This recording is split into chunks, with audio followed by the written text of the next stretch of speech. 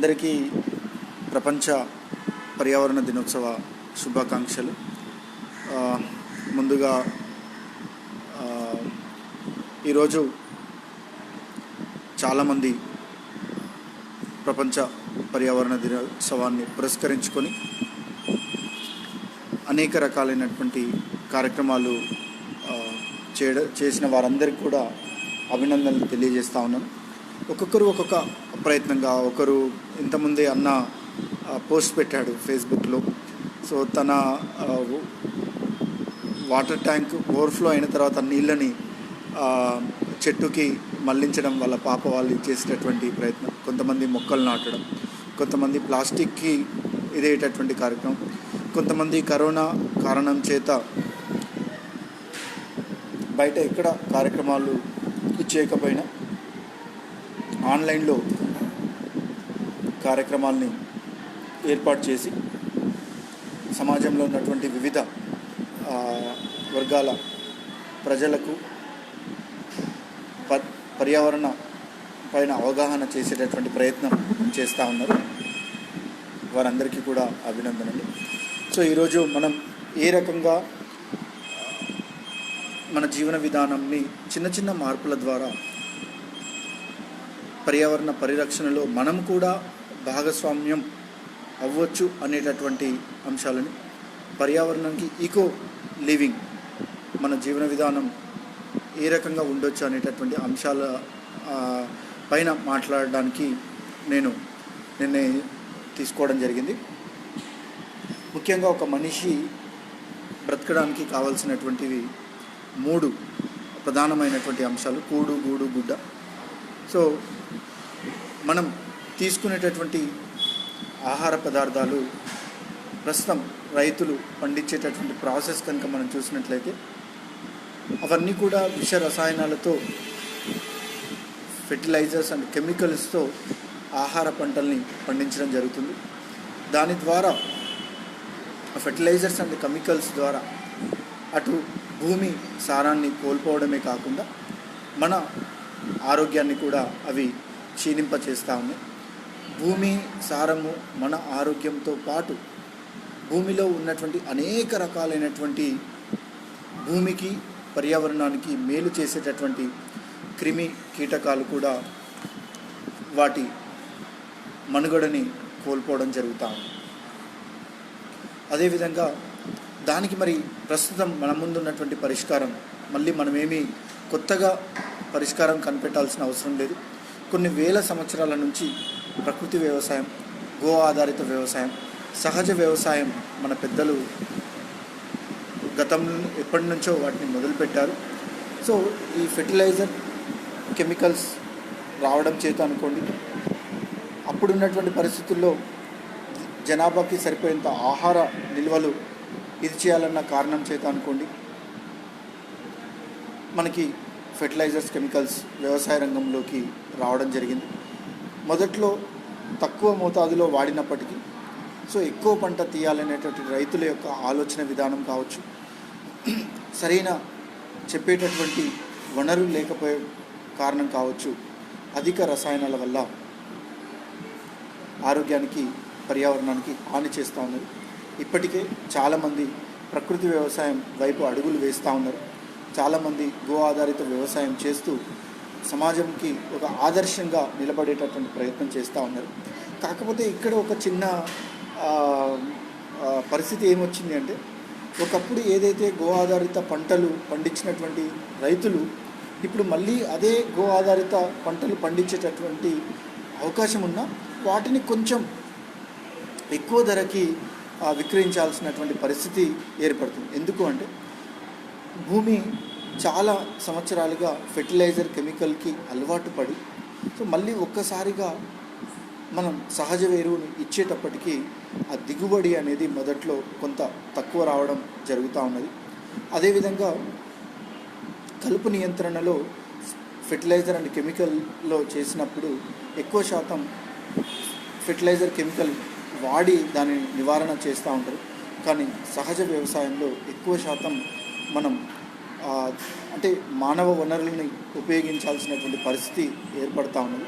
దీని కారణంగా కొంత ఎక్కువ అవుతున్నటువంటి సందర్భం ఉంటుంది. కాకపోతే ఇప్పుడు నార్మల్ బియ్యము 40 రూపాయలకు అలా ఉన్నట్లయితే ఆర్గానిక్ అంటే సహజ వ్యవసాయం ద్వారా పండించినటువంటి బియ్యం 55-60 రూపాయలకి అమ్మడం జరుగుతుంది. సో మనం కొద్ది ధర ఎక్కువైనా కూడా మనం ఆ సహజంగా పండించినటువంటి ఆహార ధాన్యాలను, పప్పు దినుసులను, అదేవిధంగా పండ్లని కొనుగోలు చేసి ఆ రైతులను కనుక మనం ప్రోత్సహించినట్లయితే వారు దిగుబడి తక్కువ వచ్చినా కూడా సహజ వ్యవసాయం చేసేటటువంటి అవకాశం ఎక్కువగా ఉంటుంది. సో మొదట మనం తినేటటువంటి తిండి విషతుల్యమైనటువంటి ఆహార పదార్థాలు కాకుండా సహజ సిద్ధంగా చేసినటువంటి ఆహార పదార్థాలను ఉపయోగించేటటువంటి ప్రయత్నం మన జీవన విధానంలో యాడ్ చేసుకోవాలి. రెండవది గూడు కోసం ప్రతి ఒక్కరు కూడా వారి జీవితంలో ఒక ఇల్లు కట్టుకోవాలి అనేటటువంటి ఆలోచన అందరికీ ఉన్నటువంటిది. సో ఒకప్పుడు మనం చూసినట్లయితే ఇల్లుకి పెద్ద పెద్ద సిమెంటు, కాంక్రీటు అవన్నీ లేకుండానే సహజంగా అక్కడ చుట్టుపక్కల దొరికినటువంటి మట్టి ఇళ్ళలో తాటి కమ్మలతోటి మాత్రమే మనం ఆవాసాలు ఏర్పాటు చేసుకునే వాళ్ళం. సో అలా కాకుండా ఇప్పుడు మన ఇంటికి ఉపయోగించేటటువంటి ప్రతి దాని వల్ల కూడా మనకి చాలా పర్యావరణానికి కాలుష్యం అవుతుంది. అదేవిధంగా మనం ఇంట్లో వేసినటువంటి మార్బుల్స్, టైల్స్ వల్ల కూడా మనకి పాదాలకి ఆర్థోపెడిక్ సంబంధించినటువంటి దీర్ఘకాల వ్యాధులు వస్తున్నాయని చెప్పేసి కూడా ఆ బండల ద్వారా చాలామంది డాక్టర్స్ ఇప్పటికే చెప్తా ఉన్నారు. అంతేకాకుండా మనం ఇంట్లో ఉపయోగించినటువంటి పిఓపి, ప్లాస్టర్ ఆఫ్ ప్యారిస్ సంబంధించినటువంటి కావచ్చు, అదేవిధంగా అలంకరణ కోసం ఉపయోగించేటటువంటి రంగులు కావచ్చు, వాటి వల్ల రిలీజ్ అయ్యేటటువంటి కెమికల్స్ కూడా మన ఆరోగ్యానికి హాని చేస్తూ పర్యావరణానికి కూడా హాని చేస్తూ ఉన్నాయి. అంతేకాకుండా మనం ఇంట్లో ఫర్నిచర్కి ఉపయోగించేటటువంటి కలప ఎక్కువ చెట్లని నరికివేసేటటువంటి అవకాశాన్ని కల్పించడం జరుగుతుంది. కాబట్టి మనం ఇంట్లో చేయించుకునేటటువంటి ఫర్నిచర్ని బాంబు అంటే వెదురుతో కనుక మనం చేసినట్లయితే, వెదురు గుణం ఏంటంటే తొందరలో ఆ క్రాప్ అనేది వెదురు పెరుగుతూ ఉన్నది. సో మనం ఇంట్లో ఉపయోగించేటటువంటి అన్ని రకాలైనటువంటి ఫర్నిచర్స్కి మనం వెదురుని కనుక ఉపయోగించినట్లయితే మనం ఈ సమస్య నుంచి కొంత పరిష్కారాన్ని ఇచ్చేసుకునేటటువంటి ప్రయత్నం చేయొచ్చు. ఇప్పటికే వెదురు సంబంధించినటువంటి బిల్డింగ్స్ కూడా కన్స్ట్రక్షన్ చేస్తూ ఉన్నారు.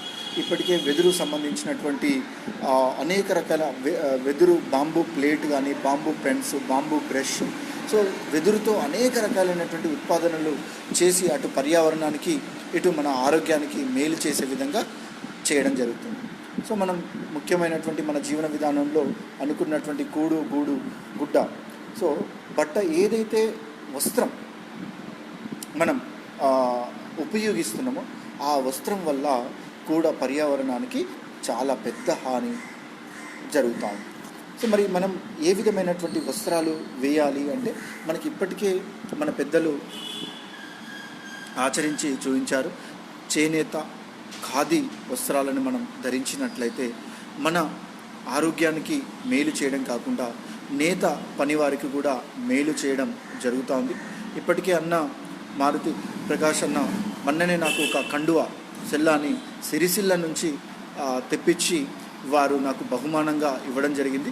నేను చాలా రోజుల నుంచి కండువా వేసుకునేటటువంటి ప్రయత్నం చేస్తూ చేనేత ఖాదీ వస్త్రాలని ధరించడంతో పాటు నలుగురికి కూడా చేనేత ఖాదీ వస్త్రాలు ధరించేటటువంటి అవగాహన కల్పించేటటువంటి ప్రయత్నం చేయడం జరుగుతూ ఉంది.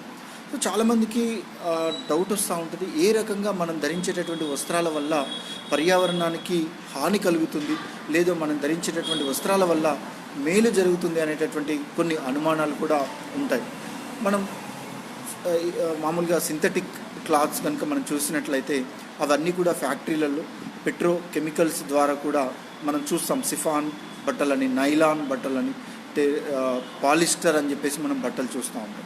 సో అవి ఫ్యాక్టరీలో తయారవుతాయి కాబట్టి అవి తర్వాత వాడి మనం పడేసిన తర్వాత కూడా భూమిలో కలవకుండా అటు పర్యావరణాన్ని హాని చేస్తూ, ఫ్యాక్టరీలో బట్టలు తయారు చేయాలంటే చాలా విద్యుత్తు అవసరం పడేటటువంటి పరిస్థితి ఉంటుంది.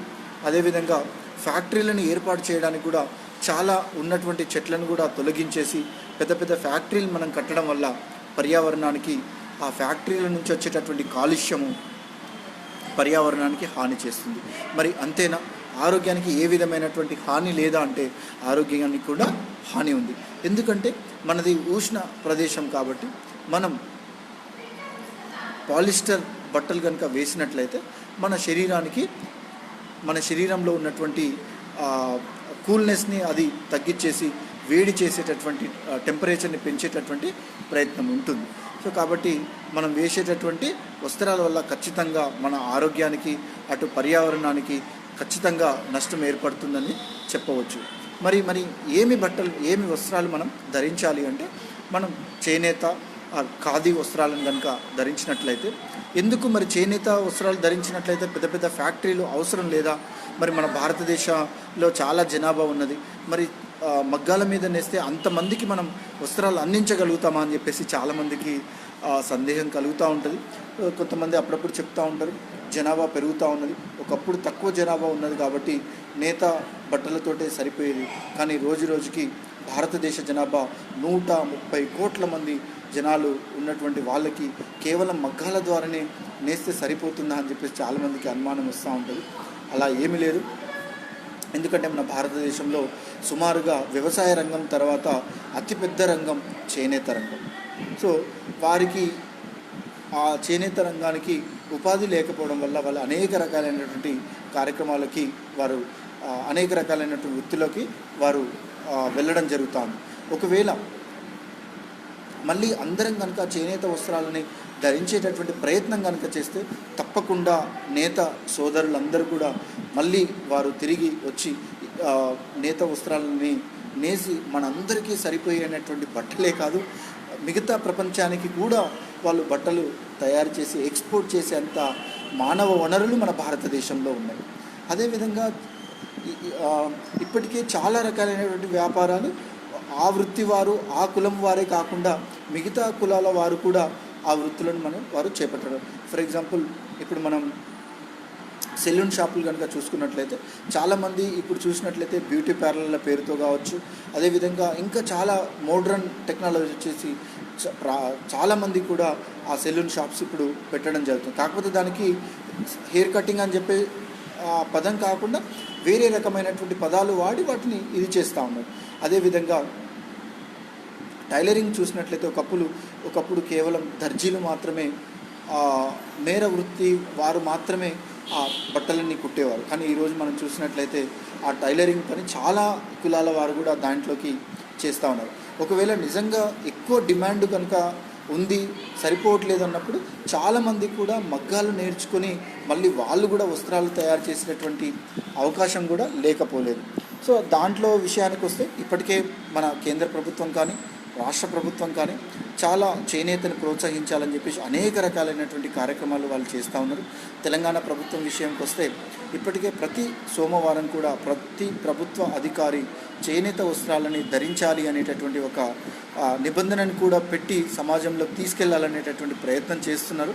కాకపోతే అది అంత నిబద్ధతగా సాగడం లేదు. సరే, ఎంతో కొంత ప్రజలలో ఒక ఆలోచన మాత్రం వచ్చిందని చెప్పేసి నేను అనుకుంటా ఉన్నాను. అదేవిధంగా కేంద్ర ప్రభుత్వం కూడా చూసినట్లయితే జాతీయ చేనేత దినోత్సవం కూడా ఒకటి ఏర్పాటు చేసి ఆ జాతీయ చేనేత దినోత్సవం సందర్భంగా ప్రజలందరికీ అవగాహన కల్పించేటటువంటి ప్రయత్నాలు జరుగుతూ ఉన్నాయి. సో ఇప్పుడు కోవిడ్ సమయంలో కనుక మనం చూసినట్లయితే సో చాలామంది మాస్కులను మనం చూస్తూ ఉన్నాం. సో అటువంటి మాస్కుల సందర్భంలో కూడా నేను నార్మల్గా క్లాత్తో మాస్కులు కాకుండా చేనేత మాస్కులను కనుక మనం ఇచ్చేసినటువంటి పరిస్థితుల్లో కొంత ఇది చేయొచ్చు అనేటటువంటి ప్రయత్నం కూడా మొదలుపెట్టడం జరిగింది. అంతేకాకుండా మామూలుగా మనం అందరం ఈ రోజుల్లో ఎక్కువ సన్మానాలు అనేది జరుగుతూ ఉంటాయి. ఆ సన్మానాలకి చాలామంది సింథటిక్ శాల్వాలు ఉపయోగిస్తూ ఉంటారు, కానీ నేను ఆ సింథటిక్ శాల్వాల వల్ల ఉపయోగం ఏమీ లేదు కాబట్టి ప్రతి ఒక్కరూ సన్మానాలకి చేనేత శాల్వలు కనుక మనం ఉపయోగించినట్లయితే సన్మానం పూర్తి అయిన తర్వాత సన్మాన గ్రహీత ఆ చేనేత వస్త్రం కప్పినటువంటి శాల్వాతోటి ఒక షర్ట్ కానీ కుట్టించుకునేటటువంటి ప్రయత్నం చేస్తారు కాబట్టి అది చక్కగా ఉపయోగపడేటటువంటి పరిస్థితి ఉంటుంది. సో మనం అందరం కూడా ఈ 3 అంశాలను అంటే మన నిజ జీవితంలో అతి ముఖ్యమైనటువంటి అంశాలని మనం కూడు గూడు గుడ్డకు సంబంధించినటువంటి విషయాలలో మనం ఆచరించేటటువంటి వాటిల్లో పర్యావరణానికి మేలు అయ్యే విధంగా మనం ఇప్పటి వరకు ఒకవేళ ఏ చేస్తున్నా కూడా ఇప్పటి నుంచి 1-2 సార్లు ఆలోచించి మనం ఆ పర్యావరణానికి హితంగా ఉండేటటువంటి ఆహార పదార్థాలు కావచ్చు, మన ఇంటి నిర్మాణం కావచ్చు, కొత్తగా కొనుక్కునేటటువంటి ఫర్నిచర్ కావచ్చు, లేదా మనం కొత్తగా కొనుగోలు చేసేటటువంటి వస్త్రాలు కావచ్చు, మనం చేనేత ఖాదీ వస్త్రాలు ధరిస్తూ సేంద్రియ పద్ధతిలో పండించినటువంటి ఆహార పదార్థాలని తింటూ అదేవిధంగా మనం కొనుక్కునేటటువంటి ఫర్నిచర్ని కూడా పర్యావరణానికి మేలు చేసేటటువంటి ఫర్నిచర్ని కనుక ఉపయోగించినట్లయితే మనం పర్యావరణానికి మేలు చేసేటటువంటి అవకాశం ఉంటుందని చెప్పేసి తెలియజేస్తా ఉన్నాం. అదేవిధంగా చాలామంది వారి ఇంట్లో కావాల్సినటువంటి అన్ని రకాల వస్తువులని ఫినిష్డ్ గుడ్ అంటే డైరెక్ట్ వంటకానికి పనికొచ్చే విధంగా కొనుగోలు చేస్తూ ఉంటారు. కానీ అలా కాకుండా మనం కొంత రా సరుకు కనుక రైతుల నుంచి కానీ నేరుగా మనం కొనుగోలు చేసినట్లయితే వాటిని మళ్ళీ మన ఇంట్లో ప్రాసెస్ చేసుకుని వాడుకున్నట్లయితే మనం కొంత పర్యావరణానికి మేలు చేసేటటువంటి అవకాశం ఉన్నది. ఫర్ ఎగ్జాంపుల్ అందరం మనం ఇంట్లో ముఖ్యంగా వాడేటటువంటిది కందిపప్పు, పెసరపప్పు మనం వాడుతాం. ఎక్కువ ఈ పప్పు దినుసులు అన్నీ కూడా మన చుట్టుపక్కల రైతులు పండిస్తూ ఉంటారు. సో మనం ఎక్కడ ఒక చిన్న మార్పు ద్వారా మనం పర్యావరణాన్ని కాపాడుకోవచ్చు. ఎక్కడంటే సాధారణంగా మనందరం కందిపప్పుని నేరుగా షాపుల నుంచి కొనుగోలు చేయకుండా కందులని రైతుల నుంచి కొనుగోలు చేసిన బజార్ నుంచి కందులు తీసుకొచ్చి ప్రతి ఒక్కరు మళ్ళీ ఇంట్లో ఒక ఇసురురాయిని కనుక ఏర్పాటు చేసుకొని ఆ ఇసురురాయి ద్వారా ఇసిరినటువంటి పప్పు కనుక వాడినట్లయితే మనం పర్యావరణానికి మేలు చేసేటటువంటి అవకాశం ఉంది. అంతేకాకుండా మనం ట్రాన్స్పోర్టేషన్ ఉదాహరణకి ఇప్పుడు ఏమవుతుంది, ఫర్ ఎగ్జాంపుల్ మన దగ్గర ఒక 1000 క్వింటాళ్ళ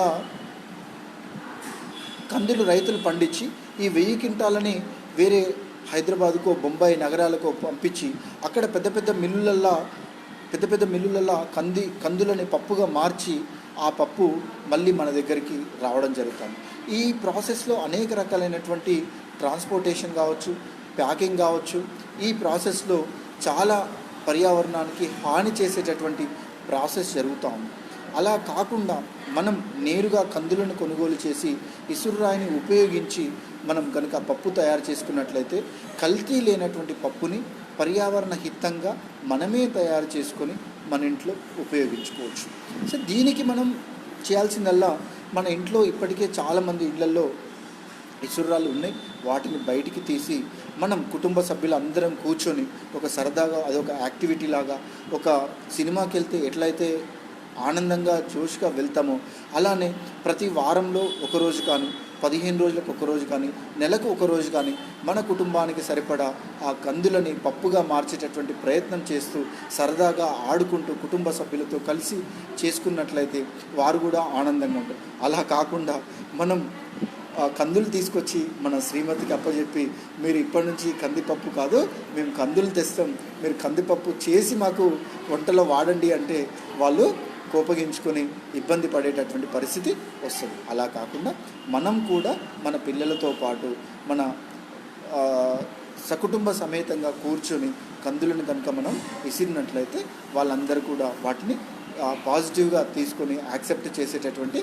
అవకాశం ఉన్నది. అదేవిధంగా ఈ మధ్యకాలంలో మనందరం చూస్తూ ఉన్నాం. సో ఏమవుతున్నది, పల్లీ నూనె ఎగ్జాంపుల్గా తీసుకున్నట్లయితే సో 1 కేజీ పల్లీలు 120 రూపీస్కి 110 రూపీస్ మంచి క్వాలిటీతో 120, 130 వరకు కూడా ఉన్నాయి. అదే 1 కేజీ మంచి నూనె మనం చూసినట్లయితే ఆయిల్ కనుక చూసినట్లయితే 120 రూపీస్కే ఉన్నాయి. ఇప్పటికి ఇన్ని రోజులు ఎవరు చెప్పలేదు, ఇంతమంది మేధావులు ఉన్నారు, ఇన్ని ఫుడ్ ఇన్స్పెక్టర్ డిపార్ట్మెంట్స్ ఉన్నాయి, ఇంతమంది డాక్టర్లు ఉన్నారు, ఎవరు కూడా మరి ఏ రకంగా వస్తున్నది ఇంత తక్కువ రేటుకు అని చెప్పేసి ఆలోచించలేదు. ఒకవేళ ఆలోచన ఉన్నా కూడా మనం వినేటటువంటి పరిస్థితిలో మనం లేము. సో దాంట్లో చాలా వరకు కూడా పత్తి గింజల నూనె కలుస్తుందని చెప్పేసి చెప్పడం జరుగుతూ ఉన్నది. సో మనం పప్పు ఎలా అయితే కందులు తీసుకొని పప్పు మనం తయారు చేసుకుంటామో అదేవిధంగా మనం పల్లీలు కనుక తీసుకొని ఇప్పటికే చాలా పట్టణాలలో గానుగలు చెక్క గానుగలు వచ్చేసాయి. ఆ గానుగలో పల్లీలు మనం వెనకట పిండి గిన్నె ఎలా అయితే ఉంటుందో అక్కడ గానుగలు కనుక పట్టించుకున్నట్లయితే మనం ఎవరి దగ్గర మోసపోకుండా మళ్ళీ మనం నాణ్యమైనటువంటి వంట నూనెని మనం తయారు చేసుకునేటటువంటి ప్రయత్నం చేయవచ్చు. అదేవిధంగా పర్యావరణంలో అతి ముఖ్యమైన అంశం ఇంకొక ఏ రకంగా హాని చేస్తుందంటే ప్లాస్టిక్ అనేది మన ఎంత వద్దు అని మనం అనుకున్నా కూడా ఏదో రకంగా మనకు ప్లాస్టిక్ వచ్చేస్తూనే ఉంటుంది. ఉదయం లేచినప్పుడు బ్రష్తో మొదలు పెడితే, పాల ప్యాకెట్ కానించి మొదలు పెడితే, సబ్బు, షాంపూ కవర్, ఇలా ఏది చూసినా కూడా ప్లాస్టిక్. కొన్ని ప్లాస్టిక్ గ్లాసులు, ప్లాస్టిక్ ప్లేట్లు, ప్లాస్టిక్ కప్పులు, ప్లాస్టిక్ స్పూన్లు. సో మనం ముఖ్యంగా చాలామంది మనతో వాదిస్తూ ఉంటారు, నన్ను చూస్తూ ఉంటారు, నువ్వు కూర్చున్న చైర్ కూడా ప్లాస్టికే కదా, నువ్వు బండి వాడుతున్నావు దానికి కూడా ప్లాస్టికే ఉన్నాయి కదా, నీ బటన్ ఉన్నది అది కూడా ప్లాస్టికే ఉన్నది కదా, అట్లా వాదనలు చేస్తూ ఉంటారు. సో మనం ముఖ్యంగా ఇప్పుడు శ్రద్ధ పుట్టాల్సినటువంటి అంశం ఏంటంటే, ఒకసారి వాడి పడేసేటటువంటి ప్లాస్టిక్ని మనం చిన్నగా తగ్గించుకోవాలి. అంటే మనం ఒకసారి వాడి పడేసేటటువంటి ప్లాస్టిక్ కోవలకి ఏమేమి వస్తాయో మనం ఐడెంటిఫై చేసుకుని వాటిని తగ్గించేటటువంటి ప్రయత్నం, లేదా ఒకవేళ తప్పని పరిస్థితుల్లో వాడినట్లయితే వాటిని రీసైకిల్కి మనం పంపించేటటువంటి ప్రయత్నం, లేదా పర్యావరణానికి మేలు చేసేటటువంటి ఉత్పత్తుల్ని వాడడం. ఏ రకంగా మరి ఒకప్పుడు మనం భోజనానికి చూసినట్లయితే మనం ఏం చేసేవాళ్ళం, మోదుగు ఇస్తారాకులలో కానీ, అడ్డాకులలో కానీ, మర్రి ఆకులలో కానీ మనం భోజనాలు చేసేవాళ్ళం. వచ్చినటువంటి అతిథులకు కూడా మనం భోజనాన్ని వడ్డించేది. ఎందుకు? మనం ఒక భారతీయ జీవన విధానంలో ఒక శ్లోకం ఉంది, ఏంటి? మాతృదేవో భవ, పితృదేవో భవ, ఆచార్య దేవో భవ, లాస్ట్కు అతిథి దేవో భవ అని చెప్పేసి చెప్పారు. అంటే అమ్మ, నాన్న, గురువులతో పాటుగా మనం అతిథిని కూడా దైవంతో సమానంగా భావించేటటువంటి సంస్కారంలో పెరిగినటువంటి జీవన విధానం మనది. సో మరి మనం ఇప్పుడు ఏం చేస్తున్నాం, అతిథి దేవోభవ అని చెప్పి అతిథిని మన ఇంటికి ఆహ్వానించి వారికి క్యాన్సర్ కారకం అయ్యేటటువంటి ప్లాస్టిక్ పదార్థాలలో వారికి భోజనాన్ని వడ్డిస్తూ ఉన్నాం. సో అలా కాకుండా మనం ఇస్తరాకులలో కానీ, స్టీల్ ప్లేట్లలో కానీ మనం ఆహార పదార్థాలు వడ్డించినట్లయితే అప్పుడు నిజంగా మనం అతిథి దేవోభవ అనేది కేవలం మాటల రూపకంలో కాకుండా ఆచరణ రూపకంలో చేసిన వారం అవుతాం. సో దానికోసం నేను సుమారుగా ఒక 6-7 సంవత్సరాల క్రితం స్టీల్ బ్యాంక్ అని చెప్పేసి ఒకటి ఏర్పాటు చేసి, ఎక్కడ ఒక చిన్న ఫంక్షన్ ఉన్నా కూడా ఆ స్టీల్ ప్లేట్లు, స్టీల్ గ్లాసులు అందించేటటువంటి ప్రయత్నం చేయడం జరుగుతూ ఉంది. సో అలా కాకుండా కొన్ని సందర్భాల్లో ఏమవుతున్నది అంటే, వారు చాలామంది ఈ స్టీల్ ప్లేట్లలో ఎవరు తిన్నారో, ఏం చేశారో అనేటటువంటి కొన్ని రకాలైనటువంటి అనుమానాలను వాళ్ళు వ్యక్తపరుస్తూ ఉన్నారు. సో వాళ్ళు ఎవరైతే నిర్వహణ చేస్తున్నారో, అయ్యో మేము ఇన్ని లక్షలు ఖర్చు పెట్టి మా అతిథులని తృప్తి పరచలేకపోతున్నాము అనేటటువంటి భావన కూడా వస్తున్నది. దానికి నేను కొన్ని ఏరియాల్లో ఏం చేస్తూ ఉన్నాను, అతిథి దేవో భవ అని ఒక క్లాత్ బ్యానర్ మీద రాపిచ్చి అతిథులను దైవంతో సమానంగా భావించి అతిథులకు ప్లాస్టిక్ ప్లేట్లలో కాకుండా వారికి స్టీల్ ప్లేట్లను ఉపయోగించడం జరుగుతుంది.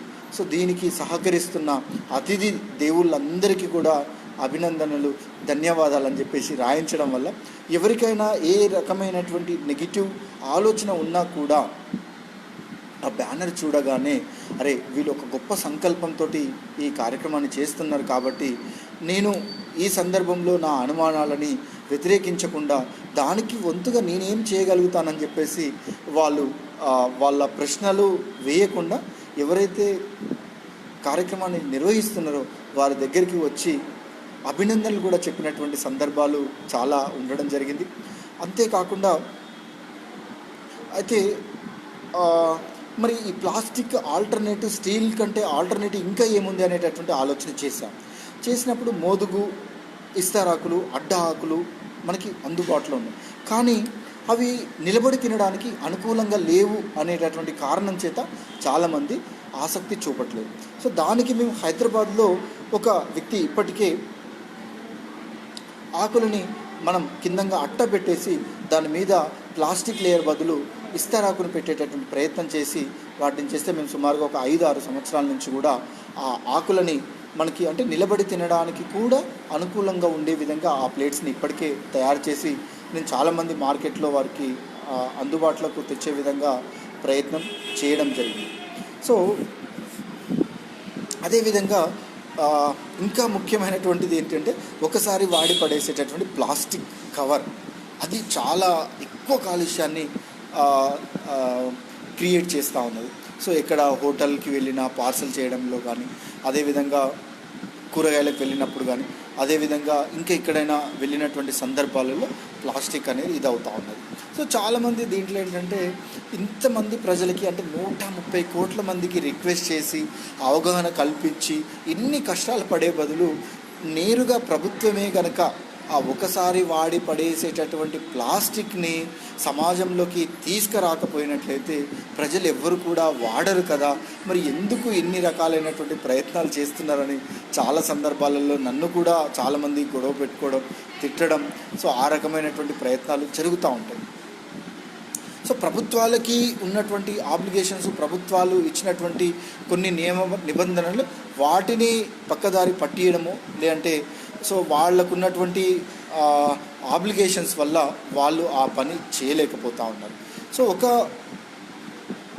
సామాజిక స్పృహ కావచ్చు, మనం ఒక చదువుకున్న వాళ్ళుగా మనందరమే అంటే ఎవరు వారు సెల్ఫ్ డిసిప్లిన్ కనుక వచ్చినట్లయితే అది ఎక్కువ మందిలో ఇది కావడానికి అవకాశం ఉంటుంది అనేటటువంటి ఒక ఆలోచనతోటి మనందరం కలిసి ఎవరైతే పర్యావరణం గురించి పనిచేస్తున్నారో అటు ప్రభుత్వాలు కూడా చేయాలని మనం ఆశిస్తూ వారి మీద కూడా ఒత్తిడి తీసుకొస్తూ వాళ్ళకు చేయాల్సినటువంటి పనులను ఎప్పటికప్పుడు వాళ్ళని జాగరూకత చేస్తూ మనం కూడా మారేటటువంటి ప్రయత్నానికి ఆల్టర్నేటివ్గా మనం చేతి సంచుల్ని బజారుకి వెళ్ళేటప్పుడు ఉపయోగించడం కానీ, లేదా మన ఇంట్లో ఏదైనా శుభకార్యం అయినప్పుడు వారికి వచ్చినటువంటి అతిథులందరికీ కూడా మిగతా గిఫ్ట్ ఆర్టికల్స్ బదులు చేతి సంచులని బహుమానంగా ఇచ్చినట్లయితే మనం ఎక్కువ విరివిగా చేతి సంచుల్ని బజారుకి సమాజంలోకి అందించే విధంగా పనిచేయచ్చు. ఒక వినూత్నమైనటువంటి పనులు కూడా చేయొచ్చు. నేను సాధారణంగా వివాహ శుభకార్యంలో మేజర్ రోల్ ప్లే చేసేది వివాహ ఆహ్వాన పత్రిక. సో నేనేం చేస్తాను, ఒకసారి ఎక్కడో దగ్గర రోడ్డు మీద వెళ్తున్నప్పుడు అక్కడ ఒక చెత్త కుప్పలో సుమారుగా ఒక 30-40 వివాహ ఆహ్వాన పత్రికలు దేవుళ్ళ ఫోటోలతోటి, ఈ మధ్య కాలంలో అయితే చాలామంది తల్లిదండ్రుల ఫోటోలు, అల్లుడు కూతురు ఫోటోలు కూడా వివాహ ఆహ్వాన పత్రిక మీద ప్రింట్ వేసుకుంటున్నారు. ఆ ఫోటోలన్నీ కూడా చెత్త కుప్పలా రావడం జరిగింది.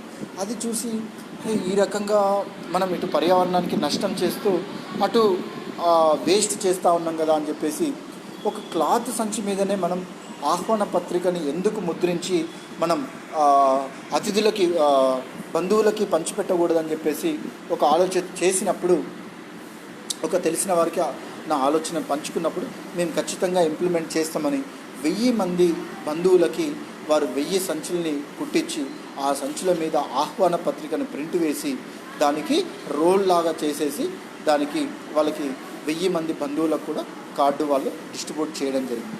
1000 మంది బంధువులు కూడా అరే ఇది వెరైటీగా ఉంది, ఒక వినూత్నంగా ఉంది అని చెప్పేసి దాన్ని చాలామంది అప్రిషియేట్ చేసి ఎవరైతే వివాహ చేసేటటువంటి తల్లిదండ్రుల్ని వారిని అభినందించి చాలామంది దాన్ని మళ్ళీ సమాజంలో వారు ఆచరించేటటువంటి ప్రయత్నం కూడా చేయడం జరిగింది. అలా మనం నిజ జీవితంలో చిన్నగా ఒక్కొక్క అంశంలోకి పర్యావరణ పరిరక్షణలో ఏ పని చేయడం వల్ల పర్యావరణానికి నష్టం అవుతుంది, ఏ పని చేయకపోవడం వల్ల పర్యావరణానికి మేలు అవుతుంది అనేటటువంటి ప్రయత్నం కూడా మనం చేయవచ్చు. అదేవిధంగా సాధారణంగా మనందరం కూడా కొబ్బరికాయ అనేది హిందూ జీవన విధానంలో, భారతీయ జీవన విధానంలో ఒక షాప్ ఓపెనింగ్ కానీ, లేదంటే ఒక పండుగకు కానీ అనేక సందర్భాలలో మనం కొబ్బరికాయ కొడుతూ ఉంటాం. కొట్టిన తర్వాత ఆ కొబ్బరికేమో చాలా ప్రాముఖ్యత ఇచ్చి గుడిలో ఒక కొబ్బరికాయ కొడితే సగం కొబ్బరి ముక్క అక్కడే వదిలేసి గుడికి సమర్పించి ఇంకొక కొబ్బరి ముక్క కూడా ఇంటికి తీసుకొని వస్తూ ఉంటాం. సో తీసుకుని మన ధ్యాస, మన ఆలోచన అంతా కూడా కొబ్బరి మీదనే ఉంటుంది, కానీ ఆ కొబ్బరి కాలి చిప్ప మీద ఉండదు. కానీ ఆ కొబ్బరి కాలి చిప్పలో అత్యద్భుతమైనటువంటి activated carbon charcoal, activated carbon అని చెప్పేసి అత్యద్భుతమైనటువంటి గుణాలు ఉన్నాయి. అంతేకాకుండా మనం ఆ కొబ్బరి చిప్పని కప్పు రూపకంగా కానీ స్పూన్ రూపకంగా కానీ అనేక చాలా నేను చూసినట్లయితే ప్రస్తుతం మీరు నా షర్ట్కున్నటువంటి బటన్ కూడా చూడొచ్చు. ఇది ప్లాస్టిక్ బటన్ కాకుండా ఈ కొబ్బరి వాటితో చేసినటువంటి బటన్స్ కూడా ఈ రకంగా కూడా మనం ఉపయోగించవచ్చు. అంటే మనం ఒక వస్తువుని పడేయడం కంటే ఆ వస్తువుతో ఎన్ని రకాలుగా ఉపయోగాలు ఉన్నాయనేది కూడా మనం ఆలోచన చేసినట్లయితే అటు పర్యావరణానికి మేలు చేయొచ్చు.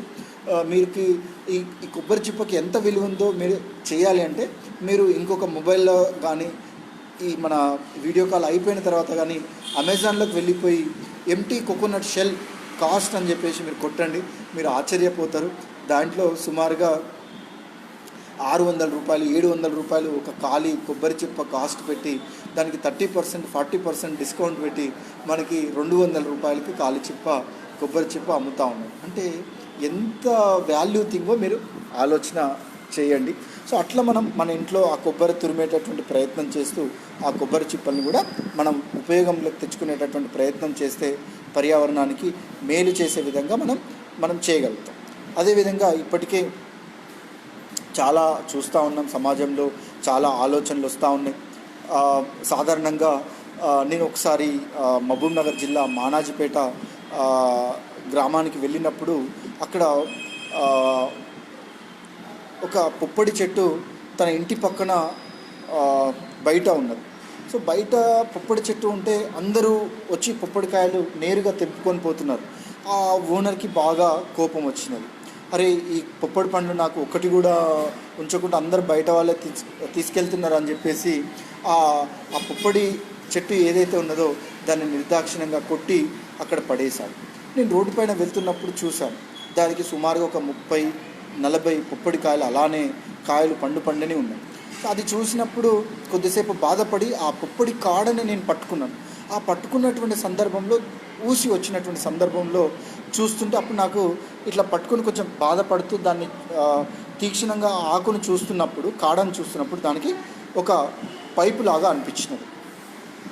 అనిపించినప్పుడు నాకు చిన్నప్పుడు రోజులు గుర్తొచ్చాయి.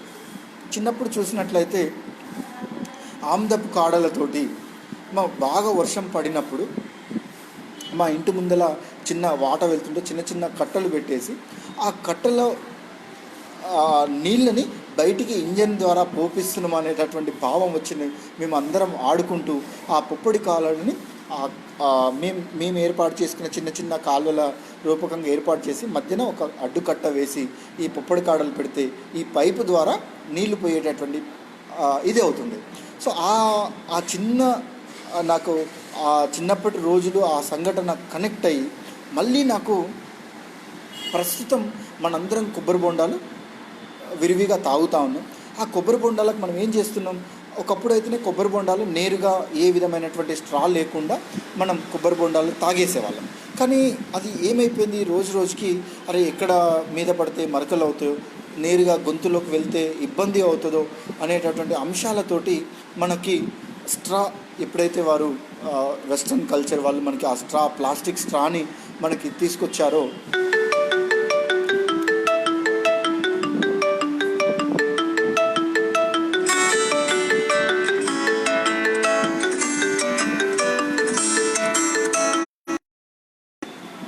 క్షమించాలి చిన్న అంతరాయం.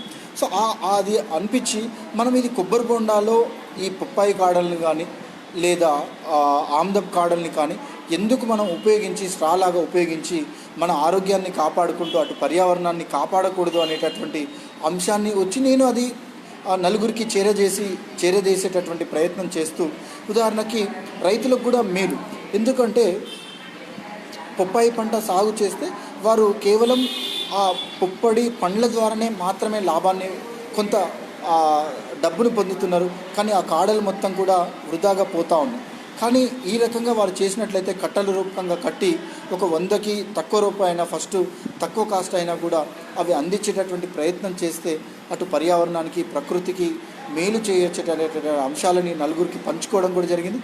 దాని తర్వాత వితిన్ ఒక 3 నెలలు 4 నెలల తర్వాత కేరళ రాష్ట్రంలో లేదా తమిళనాడు రాష్ట్రంలో ఈ రకంగా ఒకరు చేస్తున్నారు అనేటటువంటి అంశాలు కూడా మనం సామాజిక మాధ్యమాలలో చూడడం జరిగింది. సో అట్లా మనం ప్రతి దాని విషయంలో మనం పర్యావరణానికి నష్టం జరిగేటటువంటి అనిపిస్తున్నప్పుడు మరి దీనికి ఆల్టర్నేటివ్గా ఏమి చేయొచ్చు అనేటటువంటి ఆలోచన కూడా చేయొచ్చు. అదేవిధంగా చూసినట్లయితే ఇప్పుడు మనందరికీ తెలుసు, హరితహారం తెలంగాణ రాష్ట్ర ప్రభుత్వం చాలా ప్రతిష్టాత్మకంగా తీసుకున్నది. సో ఈ సంవత్సరం 19 కోట్ల మొక్కలు ఇది చేయాలనేటటువంటి ఆలోచన ఉన్నారు. ఈ మొక్కలకు కూడా మనం ఏం చేస్తున్నాం, ఇప్పుడు మనం ప్లాస్టిక్ కవర్ని దాన్ని శాప్లింగ్ పెరగడానికి పెడతా ఉన్నాం. సో అలా కాకుండా దాంట్లో కూడా కొబ్బరి నారతో, కొబ్బరి పీసుతో చేసినటువంటి ఇది కానీ, ఇప్పటికే ఇంకొక ముఖ్యమైనటువంటి సమాచారం ఏంటంటే, ఇప్పటికే ప్లాస్టిక్ కాకుండా అంటే మనం ఆర్గానిక్ అంటే వెజిటేబుల్స్తో కూడా ప్లాస్టిక్ని తయారు చేయడం మొదలుపెట్టేశారు. సో అవి నేను ఇప్పటికే నల్గొండకి తీసుకొచ్చి అందరికీ అవగాహన కల్పించేటటువంటి ప్రయత్నం చేస్తూ ఉన్నాను. దాన్ని కూడా వాళ్ళు ఐఎమ్ నాట్ ప్లాస్టిక్ అని చెప్పేసి ఇచ్చేస్తూ ఉన్నారు. అది చూస్తానికి సేమ్ ప్లాస్టిక్ కవర్ లాగానే మీకు కనిపిస్తూ ఉంది, కానీ ఇది మనకి భూమిలో ఒక నెల 2 నెలలనే భూమిలో ఇది కరిగిపోతూ ఉన్నది.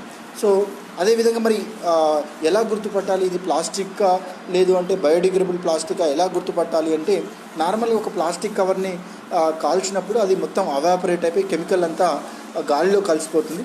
కానీ దీనిని మాత్రం మనం ఒక అగ్గిపుల్లతో మంట పెట్టినప్పుడు మాత్రం ఇది సో మనకి బూడిద అవుతుంది. అంటే మనకి కెమికల్ రూపకంగా గాలిలో కలవకుండా యాష్ రూపకంగా మనకి చేరిపోతూ ఉన్నది. సో ఇది ఈ రకంగా మనం ఉన్నటువంటి ఆలోచనలకి దాన్ని చేయడం జరిగింది.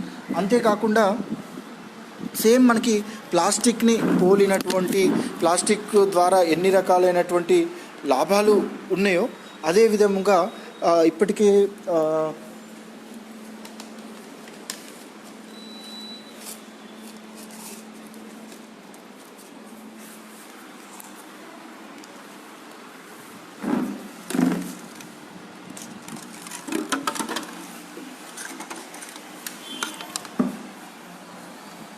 మీరు ఈ గ్లాసును చూసినట్లయితే మీకు జంబో గ్లాస్ ఇది సేమ్ యాజ్ ఇట్ ఈజ్గా ప్లాస్టిక్ని పోలినట్టే ఈ గ్లాస్ని వారు తయారు చేయడం జరిగింది. కాకపోతే ఇది కూడా మనకి కూరగాయలతోటి వెజ్ స్ట్రాచ్ తోటి దీన్ని తయారు చేసి అన్ని రకాలైనటువంటి లీవ్స్ ద్వారా దీన్ని తయారు చేయబడింది. ఇది బయోడిగ్రేడబుల్ గ్లాస్. సో ప్లాస్టిక్ నుంచి ఎన్ని అడ్వాంటేజెస్ ఉన్నాయో అన్ని అడ్వాంటేజెస్ దీంట్లో ఉన్నాయి, కానీ ఒక్కటే లేదు దీంట్లో. అది ఏంటంటే ప్లాస్టిక్లో ఉన్నటువంటి ఏ ఒక్క డిసడ్వాంటేజ్ కూడా దీంట్లో లేదు. ఇది భూమిలో మనకి ఇది బయోడిగ్రేడబుల్ అయిపోతుంది. సో ఒకవేళ ఎవరు మనం కాల్చినా కూడా పర్యావరణానికి ఏ విధమైనటువంటి నష్టాన్ని చేయకుండేటటువంటి విధంగా వారు తయారు చేయడం జరిగింది. సో అదేవిధంగా మనం నిజ జీవితంలో చూసినటువంటి దాంట్లో చాలా సందర్భాలలో ఇంట్లో ఉన్నటువంటి కిచెన్ వేస్ట్ని కూడా మనం బయట పడేస్తూ ఉంటాం.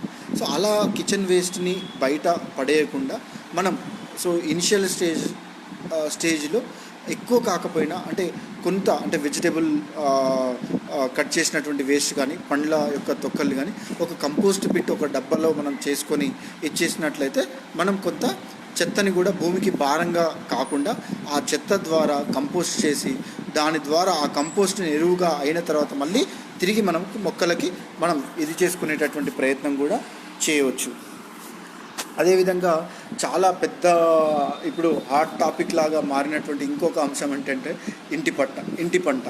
ఇంటి పంట అనగానే చాలామంది ఇది ఇప్పుడు ఇంత ఇదిగా చెప్తా ఉన్నారు. వాస్తవానికి నా చిన్నతనంలో ప్రతి ఇంటిలో ఒక సోరకాయ, చిక్కుడుకాయ, పొట్లకాయ, తర్వాత దొండకాయ అన్ని రకాలైనటువంటి కూరగాయలు ఉండేవి.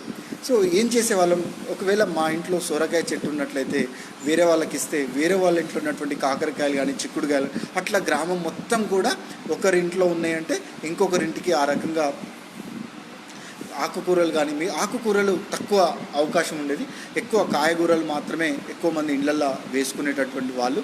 సో ఇప్పుడు మళ్ళీ ఇంటి పంట అనేటటువంటి కార్యక్రమం పట్టణ ప్రాంతాల్లో చాలామంది ప్రజలు చేస్తూ ఉన్నారు. అట్లా ప్రతి ఒక్కరు కూడా వారి ఇంటి మీద ప్లేస్ ఉంటే నేలపైన ఆ యొక్క ఇంటి పంట సాగును కనుక చేసుకున్నట్లయితే ప్రతి ఒక్కరు కొంత వాతావరణ కాలుష్యాన్ని తగ్గించి వారు మంచి ఆరోగ్యానికి మేలు చేసేటటువంటి కూరగాయలను కూడా వారు తీసుకునేటటువంటి ప్రయత్నం చేయవచ్చు. అంతేకాకుండా కొంత చూస్తూ ఉన్నాం, స్తోమత ఉన్న వాళ్ళు ఎవరైనా ఉన్నట్లయితే సాంప్రదాయ మనం ఇంధన వనరులు ఏవైతే ఉన్నాయో, అంటే ఫర్ ఎగ్జాంపుల్ సోలార్ పవర్ మనం చూసినట్లయితే, సో చాలామంది ఇంటిపైన వారికి కావాల్సినటువంటి గృహోపకరణాలకు కావాల్సినటువంటి సోలార్ విద్యుత్తును కూడా వారు ఏర్పాటు చేసుకొని పర్యావరణానికి పరిరక్షించుకునేటటువంటి ప్రయత్నంలో వాళ్ళు భాగస్వాములు అవుతున్నారు. చాలామంది ఇప్పటికే విద్యా సంస్థలు నల్గొండలో చూసినట్లయితే బ్లైండ్ స్కూల్లో కూడా సోలార్ని ఏర్పాటు చేసుకున్నారు. ఇండివిజువల్గా చూసినట్లయితే చాలా హాస్పిటల్స్ వారు కానీ, అదేవిధంగా విద్యా సంస్థలు చూసినట్లయితే ఇటు ప్రగతి కాలేజ్ కానీ, సెంట్ ఆల్ఫెన్సెస్ స్కూల్ కానీ, అదే డాన్ బోస్కో స్కూల్ కానీ, అదేవిధంగా ఎంవీఆర్ స్కూల్ కానీ, అదేవిధంగా మనకి ఇక్కడ ప్రగతి కాలేజ్ వారు కానీ చాలా విద్యా సంస్థలు ఇప్పటికే వారి ఇంటిపైన సోలార్ విద్యుత్తుని ఏర్పాటు చేసుకునేటటువంటి ప్రయత్నం వారు చేయడం జరిగింది. ఇంకా మనకి అతి ముఖ్యమైనది మనకి నీరు కూడా ఉన్నది కాబట్టి, సో ప్రతి ఒక్కరూ వారి వారి ఇంటి ఆవరణలో ఇంకుడు గుంతని ఏర్పాటు చేసుకొని వారు నీటిని కనుక భూమిలోకి ఇంకించినట్లయితే మళ్ళీ తిరిగి మనకు భూగర్భ జలాలు పెరిగి మనం ఏ ఇబ్బంది పడకుండా వాటర్ని పొందేటటువంటి అవకాశం కూడా మనకి ఉన్నది. అదేవిధంగా ఈ మధ్య కాలంలో మనందరం చూస్తూ ఉన్నాం, డాక్టర్ ఖాదర్ వలి గారు సిరిధాన్యాలు అని చెప్పేసి వారు చాలా ప్రాముఖ్యమైనటువంటి అంశాలను వారు తీసుకోవడం జరిగింది. సో సిరిధాన్యాలు మనందరం కూడా నిజ జీవితంలో దాన్ని డైట్లో యాడ్ చేసుకోవాలి. సో సద్దలు కావచ్చు, జొన్నలు కావచ్చు, సామలు, కొర్రలు, అండుకొర్రలు, అరికెలు, ఈ రకమైనటువంటి సిరిధాన్యాలను కనుక మనం యాడ్ చేసుకున్నట్లయితే ఇవన్నీ కూడా వర్షాధారమైనటువంటి పంటలు. వీటిని పండించడానికి ఏ విధమైనటువంటి ఎక్కువ నీరు కానీ బోరు బావులు కానీ అవసరం లేదు. సో మనం ఎందుకు ఈ అంశాన్ని చెప్తా ఉన్నామంటే, మనందరం మొక్కలు నాటాలి. పర్యావరణ దినోత్సవం సందర్భంగా ఈరోజు చాలామంది చిన్నపిల్లలతో సహా పెద్దవాళ్ళు, వయసు పైబడిన వారు కూడా చాలామంది వెళ్ళి వారి తాహతకు తగ్గట్టుగా మొక్కలు నాటి ఫోటో తీసి కూడా మన ఫేస్బుక్లో మన మిత్రులు కూడా చాలామంది అప్లోడ్ చేయడం జరిగింది. అయితే మనం మొక్కలు నాటడానికి ఎంతైతే ప్రాముఖ్యతను ఇస్తున్నామో ఆ ఉన్నటువంటి మొక్కలను సంరక్షించుకునేటటువంటి పాత్ర కూడా మనమే చేయాలి. మరి మనం గ్రామాలలో చూసినట్లయితే సుమారుగా ఒక నల్గొండ జిల్లాలోనే ప్రతిరోజు తక్కువ ఒక 1000 తాటి చెట్లని నరికేస్తూ ఉన్నారు, వేప చెట్లను నరికేస్తూ ఉన్నారు, మర్రి చెట్లు, రావి చెట్లు, జువ్వి చెట్లు, అన్ని రకాలైనటువంటి చెట్లను అన్నిటిని కూడా నరికేస్తూ ఉన్నారు. సో మరి అవన్నీ దేనికోసం నరుకుతూ ఉన్నారంటే వరి పంట సాగు చేయడానికి అని చెప్పేసి వారు నరికేస్తూ ఉన్నారు. కాకపోతే మనం వరికి బదులుగా సిరిధాన్యాలని ఆహార పంటలు కనుక తీసుకున్నట్లయితే సిరిధాన్యాలకు డిమాండ్ బాగా వస్తే రైతులు వరి బదులు సిరిధాన్యాలను పండించేటటువంటి ప్రయత్నం చేస్తారు. కాబట్టి దాని ద్వారా కూడా మనం పర్యావరణానికి మేలు చేసేటటువంటి ప్రయత్నం మనం చేయవచ్చు. అదేవిధంగా చిన్న ఆచరణల విషయంకి వచ్చేసరికి మనం ప్రతి ఒక్కరం ఏదైనా శుభకార్యానికి వెళ్ళినప్పుడు ఒక గిఫ్ట్ ఆర్టికల్ తీసుకెళ్ళేటటువంటి అలవాటు మనకు ఉంటుంది. మన ఇంటికి వారు వచ్చినప్పుడు వారు కూడా ఆర్టికల్ తీసుకొస్తూ ఉంటారు.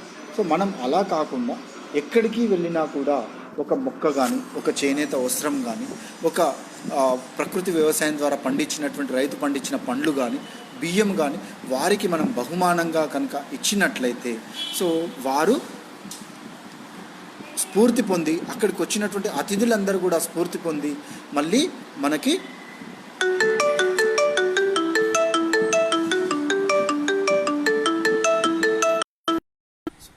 సో వారు ఇంకొక నలుగురు కూడా దాన్ని ఆచరించేటటువంటి ప్రయత్నం చేస్తారు. అంటే ఇక్కడ 2 లాభాలు. ఒకటి, మనం ఇచ్చేటటువంటి గిఫ్ట్ ఆర్టికల్ తయారు కావడానికి జరిగిన నష్టము, మళ్ళీ ఆ గిఫ్ట్ ప్యాక్ని ప్యాక్ చేయడానికి ఉపయోగించినటువంటి ప్లాస్టిక్ నష్టం లేకుండా చేయగలిగిన వాళ్ళమయ్యాము. అదేవిధంగా ఒక మొక్కని వారికి ఇచ్చి వారితో నాటించడం వల్ల వారు కూడా పర్యావరణ పరిరక్షణలో భాగస్వామ్యం అయ్యేటట్టు మనం చేయడం వల్ల సో అటు స్ఫూర్తి పొంది వారు కూడా పర్యావరణంలో భాగస్థులు అయ్యేటటువంటి అవకాశం మనం వాళ్ళకు కల్పించిన వాళ్ళం అవుతుంది. సో కాబట్టి మనం అందరం కూడా ఎక్కడ ఏ విధమైనటువంటి శుభకార్యంకి వెళ్ళినా కూడా మనం ఈ రకంగా ఇచ్చేటటువంటి ప్రయత్నం చేద్దాం.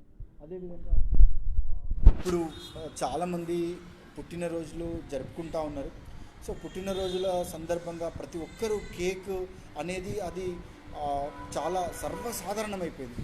కానీ ఎవ్వరు కూడా అసలు మనం ఒక పని చేస్తున్నామంటే ఇది ఎంతవరకు న్యాయసమ్మతమైనది, అటు నా ఆరోగ్యానికి కానీ, నేను ఆహ్వానించినటువంటి వాళ్ళకి కానీ, లేదంటే పర్యావరణానికి కానీ, ప్రకృతికి కానీ ఏ విధంగా మేలు చేస్తుంది అనేటటువంటి ఒక కామన్ సెన్స్, అంటే సామాజిక ఒక స్పృహని మనం కోల్పోయాం. For example let's take example of cake.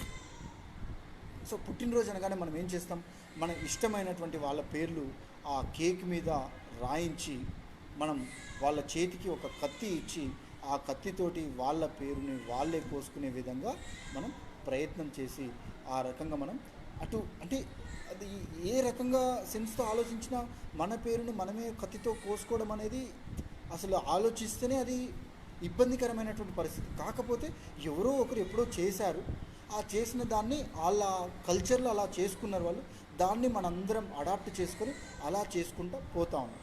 నేను ఒకటే చెప్తాను, అది ఏ కల్చర్ అయినా కానీ, ఎవరి ఆచారమైనా కానివ్వండి, మన పర్యావరణానికి కానీ మన ఆరోగ్యానికి నష్టం చేకూర్చేటప్పుడు అది ఎంత పెద్ద వాళ్ళ ఆచారమైనా మనం దాన్ని ఆచరించకుండా ఉండడం మాత్రమే చాలా గొప్ప విషయం. వేరే ఎవరిని మనం వాడకండి చెయ్యకండి అని చెప్పకుండా మనం మన ప్రకృతికి కానీ మన ఆరోగ్యానికి కానీ హాని చేసేటటువంటి ఏ పనులు కూడా మనం చేయకుండా ఉండేది. సాధారణంగా కేక్ అంతా కూడా మైదా పిండితో తర్వాత అనేక రకాలైనటువంటి కెమికల్స్ తోటి వాళ్ళు ఆ కేక్ని తయారు చేయడం జరుగుతూ ఉంటుంది. అదేవిధంగా ఆ వచ్చిన అతిథులందరూ కూడా కూల్ డ్రింక్స్, శీతల పానీయాలు అవన్నీ కూడా ఇచ్చి వారి ఇచ్చేస్తూ ఉంటారు. సో కాబట్టి మనం అట్లాంటి ప్రయత్నాలు చేయకుండా పిల్లలు పుట్టినరోజు అనగానే మనం ఏం చేస్తాం, షాప్కి వెళ్ళి ఒక చాక్లెట్ ప్యాకెట్ కొనుక్కొచ్చి ఆ చాక్లెట్లను మన పిల్లల స్కూల్ ఫ్రెండ్స్ అందరికీ ఇస్తాం. ఇప్పుడే చెప్పుకున్నాం మనం ఎప్పుడైనా కూడా ఎదుటివారి శత్రువును కూడా మంచి కోరేటటువంటి గుణం ఉన్నవాళ్ళం. అదే ఒకటి ఈ సందర్భంలో మీ అందరికీ చెప్తా ఉన్నాను నేను. ఏంటి అంటే కలిసివేసిన సంఘటన, ఒక ఏనుగుకి పైనాపిల్ పండులో ఒక బాంబు పెడితే అది తిని లోపల వారి దంతాలని ఆ దవడ మొత్తం కూడా ఫ్రాక్చర్ అయిపోయి పగిలిపోయి రక్తస్రావంతో ఇబ్బంది పడి ఆ ఏనుగు ఇదైపోతే అందరూ కూడా చాలా చాలా భావోద్వేగానికి లోనైపోయి చాలామంది కార్టూన్స్ వేసి చాలామంది వాళ్ళ యొక్క నిరసనలను తెలియజేసి ఆ ప్రయత్నం చేస్తూ ఉన్నారు కదా. మరి మనం ఆలోచిద్దామా? మరి చాక్లెటు ఏ ఒక్కరినైనా అడగండి, ఈ చాక్లెట్ వల్ల ఈ ఉపయోగం ఉంది అని చెప్పేటటువంటి అంశం ఏమైనా ఉందా?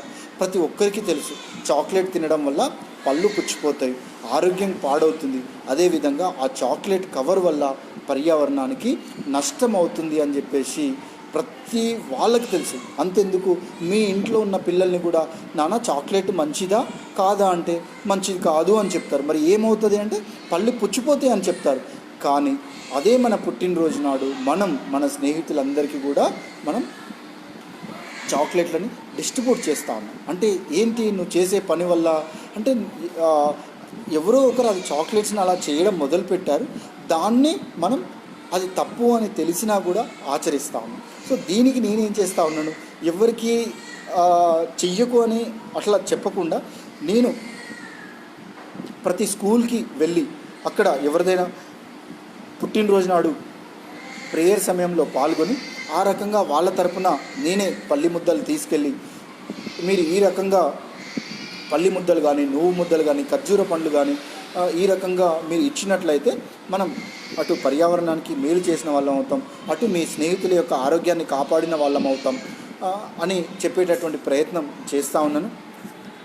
మనం కూడా ఇప్పటి నుంచైనా కనీసం ఆ రకంగా పుట్టినరోజు సందర్భంగా ఏ విధమైనటువంటి పర్యావరణానికి నష్టమయ్యేటటువంటి పనులు కాకుండా పర్యావరణానికి మేలయ్యే విధంగా ప్రతి ఒక్కరూ తమ పుట్టినరోజు నాడు ఒక మొక్కను నాటేటటువంటి ప్రయత్నంగా, ప్రతి ఒక్కరూ తమ పుట్టినరోజు నాడు జీన్స్ ప్యాంట్లు లేదంటే సింథటిక్ బట్టలు కాకుండా చేనేత వస్త్రాలు ధరించేటటువంటి ప్రయత్నం కనుక చేసి వారు చిన్న చిన్న ప్రయత్నం, ఎందుకు ఆ చిన్న పిల్లగాళ్ళు ఈ చాక్లెట్ అనేది ఆరోగ్యానికి నష్టం అవుతుంది, నేను పల్లి ముద్ద ఇవ్వాలి అని అప్పటి నుంచి చెబితే వాడు పెద్ద అయ్యే వరకు వాడి ఆలోచన చాలా ఉంటుంది. మనం చిన్నప్పుడు ఆశా చాక్లెట్ కొనపడితే ఇప్పుడు కొద్ది రోజులు 1వ తరగతి 2వ స్టార్ వస్తే వాడికి 5 స్టార్ చాక్లెట్ కావాలి, ఇంకా కొద్ది రోజులు అయితే 5 స్టార్లో సిల్కీ చాక్లెట్ కావాలి. అట్లా వాడి తాత రోజు రోజుకి చాక్లెట్లో ఇంకా పెద్ద చాక్లెట్లకి వాడు వెళ్ళిపోతూ ఉన్నాడు. వాడికి బుక్కలో ఒక మధురం కావాలి, వాడికి బుక్కలో ఒక చాక్లెట్ అనుభూతి కావాలని చెప్పేసి కొత్త కోరికలు వస్తూ ఉంటాయి. సో కాబట్టి ఈ ప్రపంచ పర్యావరణ దినోత్సవం సందర్భంగా ఈ లైవ్లో పాల్గొన్నటువంటి ప్రతి ఒక్కరికి కూడా నేను మనవి చేసేది ఒక్కటే, ఎందుకంటే పర్యావరణం అనేది చాలా పెద్ద సబ్జెక్టు. సో మనం ఈ పెద్ద మాటలు మాట్లాడి పెద్ద ఉపన్యాసాలు కాకుండా మన నిజ జీవితంలో చిన్న మార్పుల వల్ల ఏ రకంగా పర్యావరణాన్ని పరిరక్షించుకోవచ్చు. సో మనం వాడేటటువంటి సబ్బు కావచ్చు, మనం వాడేటటువంటి షాంపూ కావచ్చు, మనం వాడేటటువంటి పప్పు ధాన్యాలు కావచ్చు, మనం వాడేటటువంటి వంట పాత్రలు కావచ్చు, మనం ధరించేటటువంటి బట్టలు కావచ్చు, చిన్నగా ఏ రకంగా నష్టాన్ని చేస్తుంది, మరి ఆల్టర్నేటివ్ ఏమున్నాయి అనేది మనం ఆలోచన కనుక చేసినట్లయితే మన అందరం కలిసి ప్రపంచ పర్యావరణ దినోత్సవంగా ఏమేమి ఈ రోజు నుంచి నా నిజ జీవితంలో మార్పులు చేసుకోగలుగుతాననేటువంటి అంశాలు మీరు స్టార్ట్ చేసినట్లయితే తప్పకుండా మన వంతు బాధ్యతగా మనం స్పృహగల వ్యక్తిగా పర్యావరణాన్ని పరిరక్షించుకోవచ్చు. సో ఈరోజు నాకు ఈ అవకాశం కల్పించిన మన మిత్రుడికి అభినందనలు, ధన్యవాదాలు తెలుపుతూ ఈ లైవ్ కార్యక్రమంలో పాల్గొన్న సభ్యులందరికీ కూడా నా యొక్క నమస్కారాలు తెలియజేస్తూ నా యొక్క ఉపన్యాసాన్ని ముగిస్తా ఉన్నాను.